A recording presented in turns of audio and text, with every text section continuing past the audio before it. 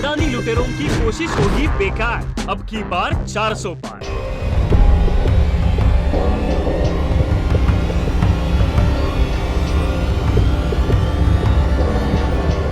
In a massive crackdown on Hamas's megaphones, the PM Benjamin Netanyahu-led government shut down Al Jazeera on Sunday after unanimously voting in favor of reprimanding the Hamas mouthpiece that harmed the country's security and incited against IDF soldiers who are leading the nation's war against Hamas terrorists. Subsequently, the Israeli police, along with the inspectors from the Communications Ministry, stormed into the media outlet offices in Jerusalem, seizing the broadcasting channel's equipment and cutting off the access. Israel's stringent action against the Hamas terrorist promoting channel is in line with the law passed in April by Israel's House of Representatives, Knesset, allowing the war-wrecked country to temporarily shut down Al Jazeera in Israel. Just hours after the cabinet approved the decision to ban Al Jazeera's operations, the channel was unavailable on Israel's two biggest TV providers, Yes and Hot, while its English language and Arabic websites were also no longer available online or on some internet providers. Describing Al Jazeera as a mouthpiece of Hamas, PM Netanyahu asserted that the incitement channel Al Jazeera would be closed in Israel. Taking to microblogging platform X, Netanyahu condemned the Qatar news channel's outlet or media ethics that have harmed the country's security and incited against IDF soldiers who are leading the nation's war against Hamas terrorists. While Communications Minister Shlomo Karhi signed 4 orders to implement the ban, saying that megaphones for Hamas would not have freedom of expression in Israel henceforth.